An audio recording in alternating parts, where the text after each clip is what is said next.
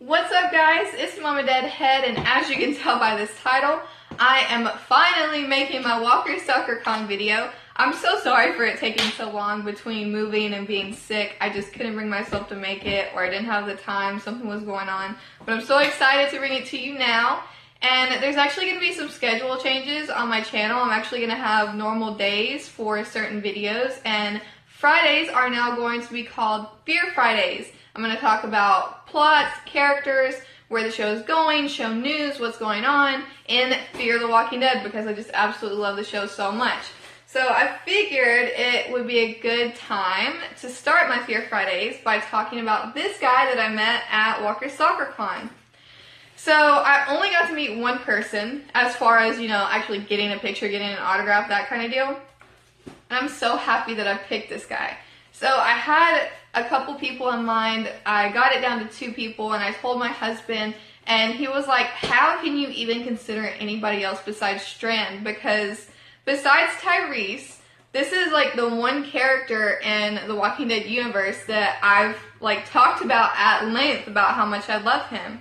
So I picked him, I got to meet him, I got his autograph, and as you can tell by this picture, it says, "Sarah, thank you for cheating on The Walking Dead with me." So we talked for a good few minutes because I went to the table, so it wasn't a photo op. I got more time to talk to him. And I told him, how much I love Strand, how much I love the character, other stuff that Coleman has been in, and just, at length about where the show is going.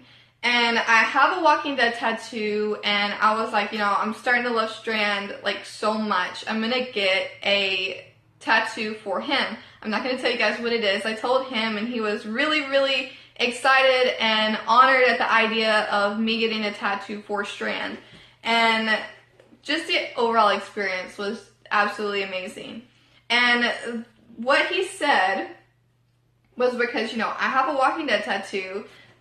This whole channel is basically because of The Walking Dead, and the love that I have for this character is obviously taking over some love that I have for The Walking Dead and for the game. I absolutely love Strand, guys.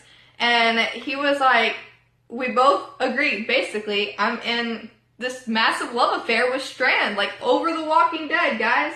So he was like, thanks for cheating on The Walking Dead with me. And guys, I wouldn't trade that for anything in the world. I'm so glad that I picked him. I wasn't obviously the only person that went to go get pictures or his autograph or anything, and I've just heard story after story after story about what a nice guy he is, how welcoming he is, how he took the time with fans to talk to him.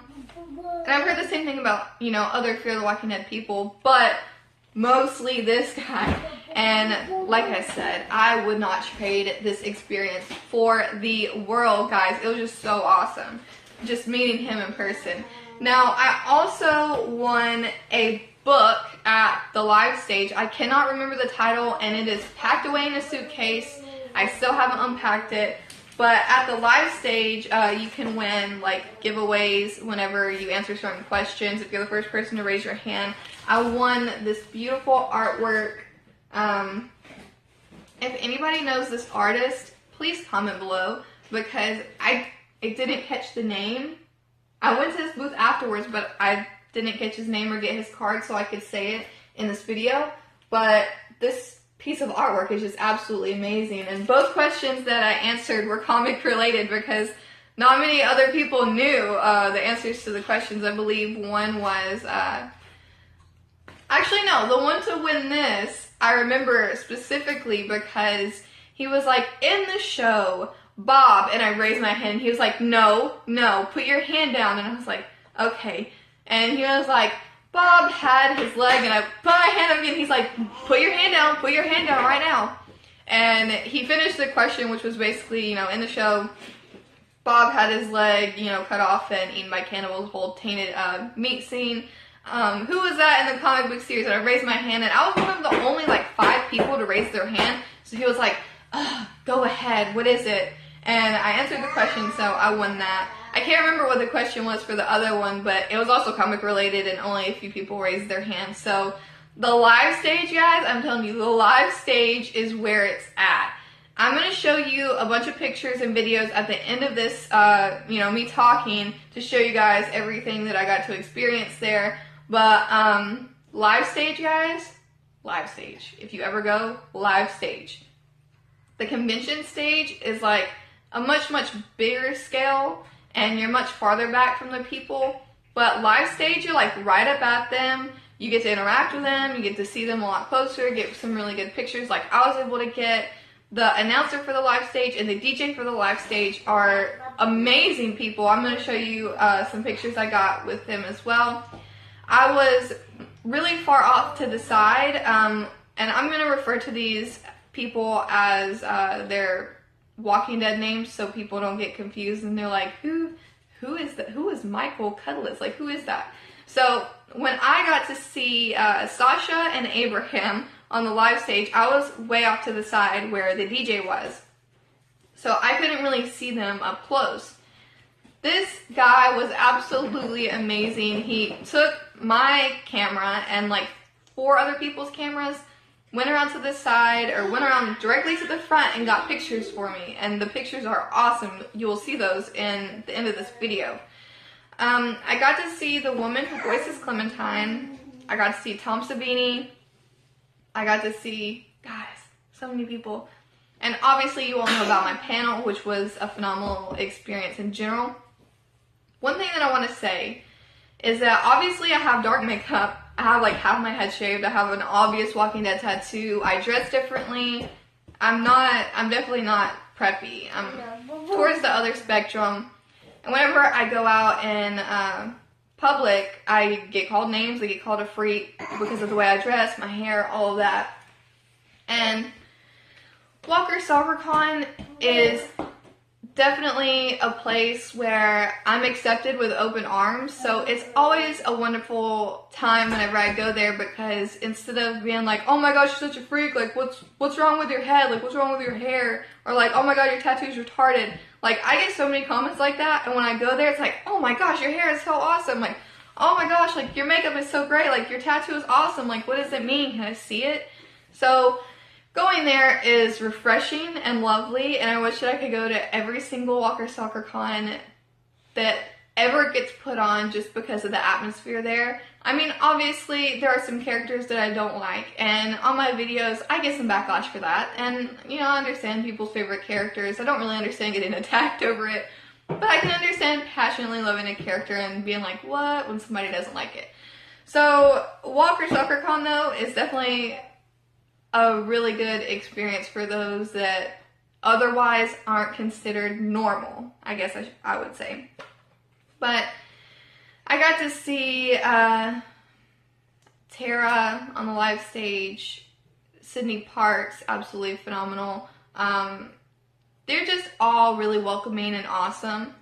The experience in general, if you decide to go to a Walker Stalker Con, if you go to a Walker Stalker Con and you can't see some of the bigger names, like the people that play like Daryl or Rick or Negan, don't get discouraged, because the other actors are just as wonderful, and they're so nice and they're so accommodating, and a lot of the other actors don't have as long of lines, because everybody wants to see Daryl, everybody wants to see Rick, everybody wants to see Michonne, but then in the meantime there's like a 10-minute wait to see Jesus, a 2-minute wait to see Aaron, those kinds of people. And I just want to say, the actor that plays Aaron, I've heard nothing but absolutely phenomenal things about him. He's just such a sweet guy, like I have with most of the cast, but a couple really stick out. The person that plays Bob is amazing. He gives the best hugs. Whenever I saw him the last year in Charlotte, he left his booth to go see my husband. So like I said, the experience is just awesome. If you can't see some of the bigger name people, still go. It's worth it. The vendors are absolutely amazing. There's some wonderful art. There's some wonderful merchandise for you to buy. There's panels going on. There's just, like I said, phenomenal experience. But that's going to be it for this video, guys. I'm going to attach some pictures and some video along at the end of this. So, bye guys.